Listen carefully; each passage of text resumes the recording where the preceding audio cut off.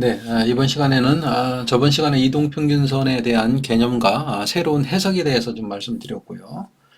이러한 새로운 해석을 통해서 실제 이동평균선을 활용해서 어떻게 매매하는지에 대한 말씀을 드리려고 합니다. 우리가 일반적으로 뭐 5일선, 21선, 뭐 지지를 보고 확인하고 매수하라 이런 개념이 아니라 전혀 새로운 개념입니다. 제가 개발한 개념인데 실제 한번 적용을 실전에 써보십시오. 아마 성공 확률이 상당히 높습니다. 그래서 새로운 방법이기 때문에 아마 도움이 지금 되시리라 생각을 합니다. 그럼 바로 들어가겠습니다.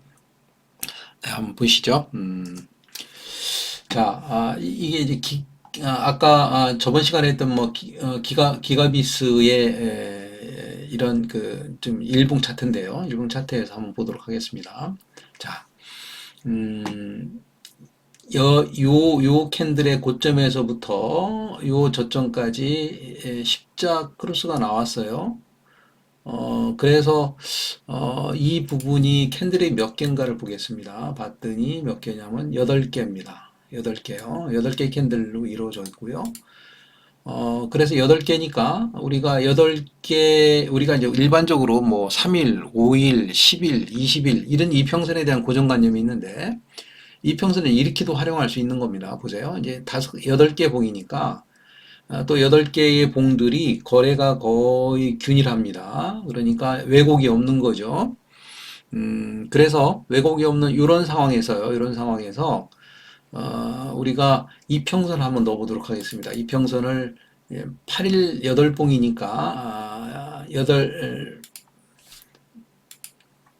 8일에 2평을 이렇게 넣어보겠습니다. 네. 네. 이게 8일 이평선이 됩니다. 그래서 제가 이거를 한번 박스를 그려볼게요. 여기서부터 여기까지가 박스네요. 여기까지가 박스입니다. 여기까지가 박스고요. 이게 이제 하나의 메디가 됩니다. 하나의 마디가 되겠죠. 그러니까 파동이 하나 생긴 겁니다. 여기까지 파동이 하나 중요한 파동이 생겼는데 그 파동을 박스로 이렇게 했습니다. 박스로 처리했고요. 거기가 이제 8일 동안에 이루어져 있는 캔들이고요. 8일 동안에 이루어진 캔들의 이동평균선은 어디냐면 바로 요게죠. 여기 이 부분이죠. 그죠? 8일선이니까 요겁니다. 이 부분에 제가 줄을 이렇게 긋겠습니다. 8일선입니다. 그러니까 이 8일 동안에 요 8일 동안 중요한 이 파동의 8일 동안에 일어났던 캔들의 이동평균이 요겁니다. 이 이동평균선은 신뢰할 수가 있겠죠. 왜? 여기 있는 가격들이 거의 비슷비슷하기 때문에 신뢰할 수가 있습니다. 자, 근데 여기서 보면 보세요. 이 박스 안에서 이동평균선의 위치가 어떻게 되어 있냐면요. 한번 보겠습니다. 여기서부터 여기까지의 거리하고요. 여기서부터 여기까지 거리를 보면 이 거리는 어때요? 넓고 이 거리는 멀고 이 거리는 짧잖아요. 그죠? 그러니까 이 파동에서의 8일 동안의 에너지는 매도의 에너지, 이 매도 부분이 많잖아요. 그러니까 올라가면 얻어 맞는다는 얘기입니다. 그러니까 매도의 에너지가 많은 부분이고 이 부분은 매수의 에너지가 약한 부분이죠. 그래서 균형이 안 생긴 겁니다. 그러니까 매도와 매수의 균형이 에너지가 딱 맞아떨어지는 균형점, 제로가 되는 점이 있을 겁니다. 그러면 이 제로가 돼 있다는 얘기는 뭐냐면 올리기도 쉽고 내리기도 쉬운 거죠. 그 시점이 됐다는 겁니다. 그러니까 만약에 위에 있는 매물들이 많은 상태에서 이 점은 어때요? 매도의 압력이 센 거니까 주가를 끌어올리기가 굉장히 어려워요. 이건 세력도 잘 알고 있습니다. 어려운 거죠. 그러니까 이런 점에서는 매수할 수가 없는 거죠. 그러니까 다시 얘기해서 이렇게 됐기 때문에 매도의 압력과 균형이 제로, 이 중간쯤에서 이 이평선 중간에서 생겼다면 에너지가 거의 제로로 밸런스가 맞았기 때문에 어떠한 큰 변화가 있겠다. 다시 얘기해서 변곡점이 생기겠다라고 상상할 수가 있는데 지금은 변곡점이 어때요? 좀 이 중간이 아니라 밑으로 치우쳐져 있기 때문에 이건 변곡점이 잘 안 생기겠다라고 판단할 수가 있는 거죠. 이제 그렇게 보시면 됩니다.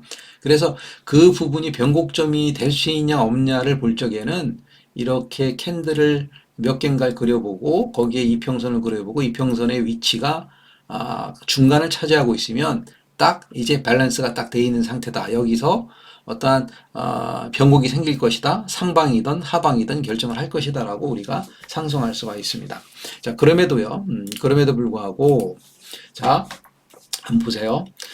그래서 변곡점이 아니에요. 아니니까 기다리겠죠. 그죠? 기다렸어요. 기다렸더니 이제 쭉 가다가 저점이 또 갱신이 됐어요. 저점이 갱신이 됐습니다. 갱신된 것까지 한번 가볼까요? 여기까지 한번 가보겠습니다. 여기까지 이제 갱신이 됐어요. 갔더니 이 캔들이 몇 개냐면 캔들이 한번 세보겠습니다. 제가요. 캔들을 세봤더니 몇 개냐면 12개네요. 그러니까 이동평균선으로 며칠로 고쳐야 됩니까? 12개니까 12개로 고쳐야 되겠죠. 그죠? 12일 동안의 이동평균이니까 12일로 고쳐보겠습니다. 12일로 고치니까 이렇게 나오겠죠. 그죠? 그래서 12일 동안에 이 12일 동안에 이동평균선의 값이 얼마냐면 요 이동평균선 마주치는 요점이 되겠네요. 그죠? 이날 이렇게 그어놓겠습니다. 제가 정확하게 이렇게 되겠죠. 그죠? 이건 없애버리고요. 네. 네. 자, 그렇게 걷는데 어때? 밸런스가 또 깨져 있죠. 그죠? 그러니까, 여기서도 큰 변곡점은 아니겠다라고 생각을 하는 거죠. 자, 근데 여기서 이제 중요한 게 뭐냐면, 이렇게 진정한 변곡점이 아니더라도, 실제 캔들은 어디까지 상승을 하냐면, 여기서 변곡이 생겼으면 여기 상방 압력이 세다고 그랬잖아요. 그러니까 지금 거는 데 있잖아요. 요 이동평균선. 여기까지, 이 파동에서의 상승 파동은 여기까지가 대부분 끝나요. 요게 힌트입니다. 아마 이런 이야기를 해준 사람이 없을 겁니다. 정말 그렇습니다. 근데 요 지점을 강하게 돌파하면 지지점이 여기가 돼요. 다시. 여기서 지지점이 어딘가를 보면 여기서 지지합니다. 대부분 다 그렇습니다. 그러니까 요게 하나의 힌트인데요. 한번 아까 했던 거 다시 한번 볼까요? 아까 했던 것도 보면 묘한 게, 자, 보세요. 요거 아까 몇 개라고 그랬죠? 봉이요? 아까 했던 거 다시 한번 돌아보겠습니다. 8개죠? 8개. 그러면 이평선도 8개로 고치겠습니다. 8로. 네, 잠시만요. 네. 네, 이게 꽂아야 되겠네. 이걸로 했네. 네. 이거를 8, 2평으로 고치겠습니다. 8, 2평으로 고치고요. 적용 확인. 자, 8, 2평으로 고치고 여기에 선을 한번 그어볼까요? 이 선. 한번 보세요. 요 파동이 굉장히 영향력이 있는 거 아니겠습니까? 그죠? 아주 빠르게 좀 내렸고요. 여기서는 이제 한번 롤링이 됐던 거고. 그래서 이 파동을 중요하게 본다면 어때요? 이것도 상승도 여기까지밖에 안 올라오잖아요. 대부분. 그죠? 그럼 이것만 되는 거 아니야? 이렇게 보실 수 있겠는데, 여기서 한번 볼까요? 여기 한번 보겠습니다. 이 파동 보겠습니다. 뭐, 다른 다 적용해봐도 다 마찬가지입니다. 여기서부터 파동이 어디까지 봤냐면, 여기까지 볼까요? 여기 저점이니까. 이렇게 볼 수도 있겠고요. 그죠? 근데 여하튼 뭐 여기서 일단 보고 여기서 일단 보겠습니다. 한번 보고 넘어갈게요. 제가 이거를 명확하게 보여드려야 되니까 한번 보세요. 자, 그래서 이걸 한번 그려볼게요. 어디냐면 여기서부터 여기까지가 되겠네요. 그죠? 그리고 11봉이니까 11봉이니까 요 캔들 2평도 몇 개로 고치냐면 11로 고치면 되겠죠. 네. 이거에 뭐 쉽게 할 수 있는 거니까요. 누구나 11봉을 고칩니다. 고치고 여기에 11봉의 평균값이 여기죠. 여기를 걷습니다. 어떻습니까? 여기는 이제 중간이니까 어때요? 밸런스가 이제 다 맞아 떨어진 거죠. 그러니까 여기서 변곡이 일어나겠다라고 보는 겁니다. 상상을 하는 거죠. 근데 실제 기다리니까 여기까지 변곡이 나왔어요? 안 나왔어요? 안 나왔죠. 그죠? 안 나왔습니다. 그래서 결국에는 시간이 흘러서 변곡이 어디까지 갔냐면 그 저점이 어디까지 흘러갔냐면 거의 여기까지 흘러갔습니다. 여기까지 흘러갔습니다. 여기까지 흘러놓은 거죠. 흘러놓고 매일 이제 하루하루 이렇게 계산을 해보는 겁니다. 해봤더니 이게 몇 봉이 되냐고 봤더니 이게 18봉이네요. 그죠? 18봉. 그래서 이걸 또 마찬가지 이평선을 18로 고쳐봅니다.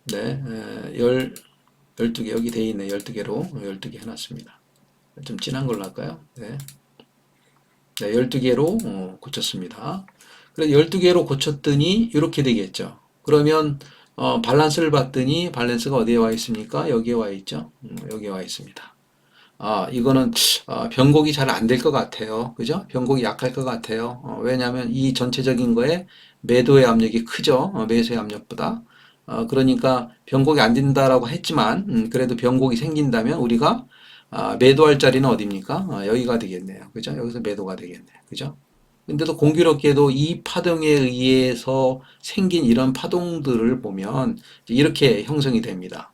근데 어느 날 이 점을 돌파를 합니다. 음봉이니까 우리가 살 일이 없었겠죠. 그죠? 근데 양봉으로 돌파를 해요. 그죠? 그러니까 돌파했다라고 보고 돌파한 그 다음 날 뭐 이 캔들의 중간에서 이 정도쯤에서 우리 매수할 수가 있는 거죠. 우리가 손절은 이 캔들의 저점을 잡으면 되겠고요. 그러니까 손절선 확실하죠. 그래서 여기 잡으면 이렇게 우리가 수익을 낼 수 있는 거죠. 이것들을 한번 다른 것에도 한번 꼭 적용을 해보세요. 거의 대부분 확률이 80% 이상입니다. 거의 맞으니까 한번 매매하시는데 적용을 좀 해보셨으면 좋을 것 같습니다. 스스로 좀 검증을 해보시고요. 적용하시면 좋을 것 같습니다. 자, 이평선 활용에 대한 실전 매매 여기까지 말씀드리겠습니다. 실제 이걸 적용해서 제가 수익을 낸 것들도 있는데 시간이 좀 많이 가서 그런 내용을 말씀 못 드렸는데 나중에 이제 그 실제 이제 차트 분석을 하면서 그 동영상들도 그런 내용들이 다 가미되어 있는 이야기니까 같이 말씀드릴 수 있도록 하겠습니다. 자, 고생하셨습니다.